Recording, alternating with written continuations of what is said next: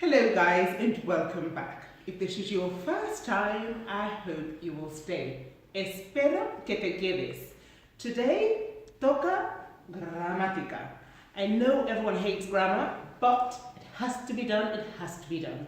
Okay, I've chosen a random verb, hacer, to do, in English, to do. As you can see over here, you have the English equivalent.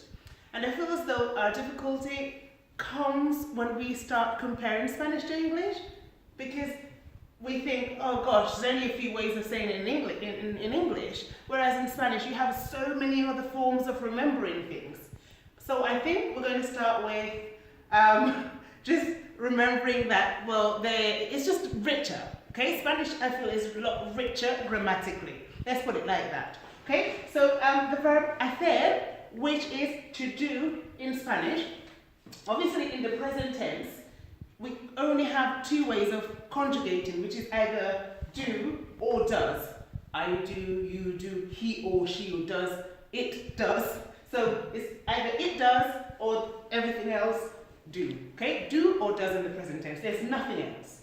All you have to remember are the subjects. I, you, he or she, it, we, you plural, and they. And these two words. So that's easy peasy. Pero when it comes to Spanish, look, if you have a look for the present tense, I make, hago.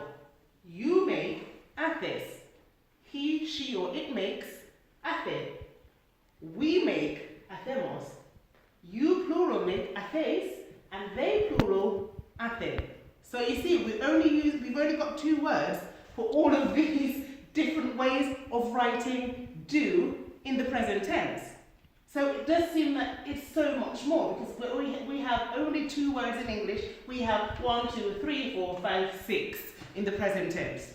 Okay? But once you learn the tenses, I promise you, it won't seem such a difficult task. But it does take a little bit of time. And with practice, I promise you will get there. You absolutely will get there. Okay, so the past tense. What do we have in the past tense? Did. Just one word. I did, you did, she did, we did, they did. Just did. In Spanish again, the did changes for each person, each subject you talk about. Hice, I did. Hiciste, you did. Hizo, he, she, or it did. Hicimos, we did. Hicisteis, you plural did. And hicieron, they did. So, again, it's learning them. Okay? Imperfect. Hacía, hacíais, hacía, hacíamos, hacíais, hacía. Imperfect. In English, the only thing we would do is add a would. I would do this. Okay? And again, you would just use do. Okay? I would do this. Okay? Or I used to do this for the imperfect. I used to go to church. I used to sing.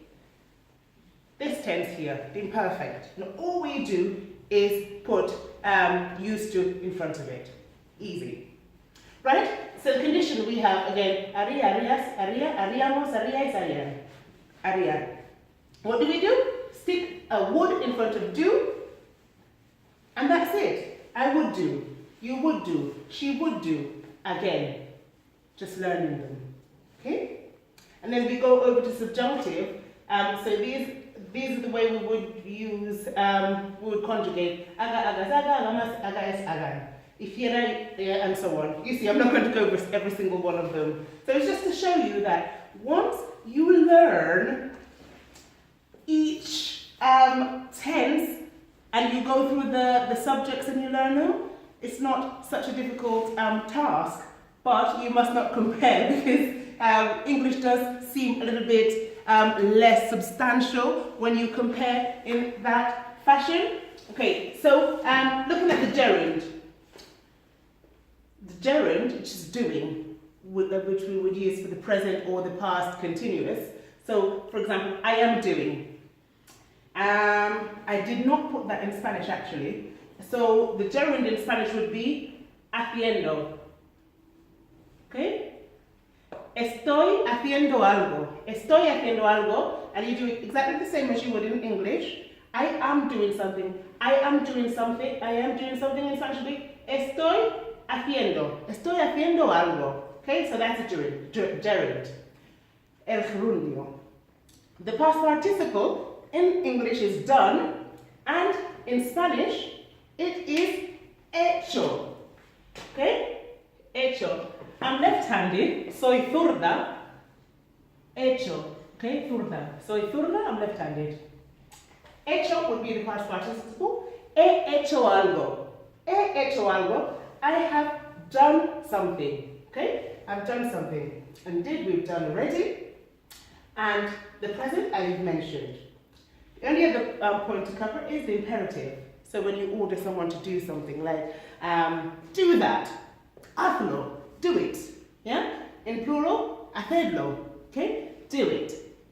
So yeah, this is basically the way we would conjugate in the indicative in Spanish, and our job is so much easier in English because we only have to remember the subject. So I hope you found this useful, and if there's something that I didn't cover, because you know I do this improvising all the time, and so lots of times I do forget stuff. I need to be a bit more organized.